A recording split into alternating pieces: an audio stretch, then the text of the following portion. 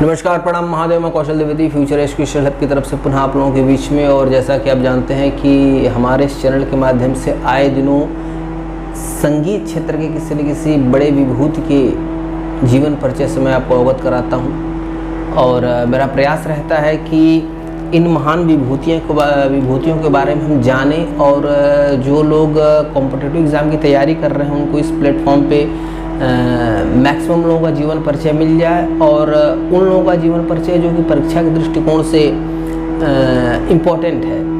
और जैसा कि आप जानते हैं कि ऑनलाइन क्लासेस से मैं ऑलरेडी जुड़ा हुआ हूँ। मेरे बहुत सारे मेधावी बच्चे ऐसे भी रहे जो कि KBS में, NBS में, BPSC में तमाम एग्ज़ाम में क्वालिफाई किए और आज एक लेक्चरर के तौर पे, एक असिस्टेंट लेक्चरर के तौर पे के विद्यालयों में पठन पाठन का कार्य कर रहे हैं। बड़ी खुशी की बात है। और जब वो कहते हैं कि सर आपके इस चैनल के जो कंटेंट है वो हमारे लिए काफ़ी यूज़फुल होते हैं, काफ़ी सहायक होते हैं, तो समझ लीजिए कि कार्य करने की जो ऊर्जा होती है वो और बढ़ जाती है।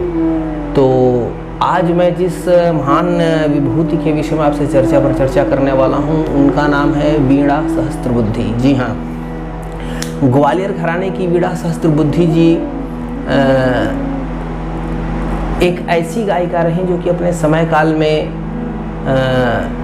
काफ़ी नाम उन्होंने कमाया और शास्त्रीय संगीत के क्षेत्र में बड़े बड़े नामों के बीच में उन्होंने अपना एक स्थान बनाया। तो वीणा सहस्त्रबुद्धि जो थी वो ग्वालियर घराने का प्रतिनिधित्व करती थी। कारण इसका ये था कि वीणा सहस्त्रबुद्धि जो थी, उनके जो पिताजी थे शंकर श्रीपाद वोड्स, वो विष्णु दिगंबर पुलस्कर जी के शिष्य थे। और गुरु शिष्य परंपरा के तहत आप जानते हैं कि गुरु जिससे घराने से होता है वह उस घराने की चीज़ अपनी अगली पीढ़ी में शिष्य के रूप में देता है और ऐसे ही क्रम आगे बढ़ता है। तो वीणा सहस्त्रबुद्धि का जन्म 19 सितंबर सन 1948 को कानपुर में होता है।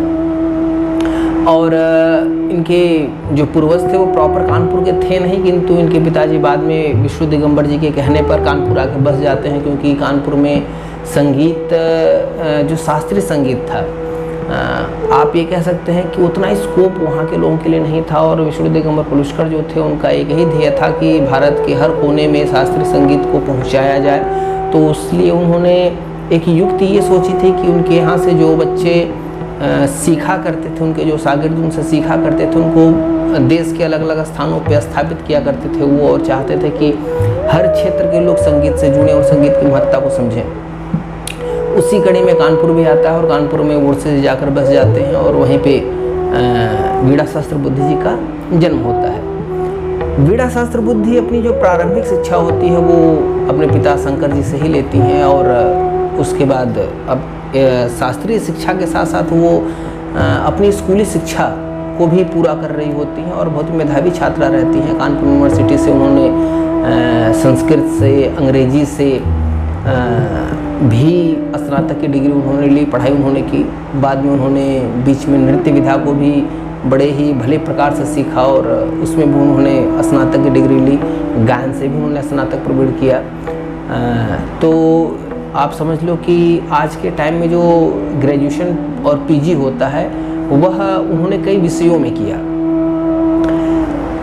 जीवन आगे बढ़ता गया और वीणा सहस्त्रबुद्धि उन कलाकारों में से एक हैं जिन्होंने 25 वर्ष से कम की आयु में ऑल इंडिया रेडियो पर प्रोग्राम देना प्रारंभ कर दिया। अब इसका एक कारण ये भी था कि चूँकि ये एक संगीत परिवार से थी और संगीत परिवार से होने के कारण इनको बहुत ज़्यादा भटकना नहीं पड़ा। और इनके पिता ने जो ज़मीन तैयार की हुई थी उस ज़मीन पर इनको बस आगे की ओर बढ़ना था, तन्मयता के साथ, ईमानदारी के साथ। और वो इन्होंने उस चीज़ को बखूबी किया। वीणा सहस्त्रबुद्धि ने अपने जीवन काल में संगीत की शिक्षा बलवंत राय भट्ट जी से, बसंत ठाकर जी से, गजानन राव जोशी जी से, इन लोगों से भी समय समय पर उन्होंने विधाओं को सीखा और अपने आप को और पारंगत बनाया। वीणा सहस्त्रबुद्धि जो थी वह गायन के क्षेत्र में 80s के बाद आप समझ लीजिए एक ऐसा नाम बन के उभरी कि लगभग हर बड़े कंसर्ट में वीणा सहस्त्रबुद्धि की मांग हुआ करती थी और वहाँ पर वो जाया करती थी।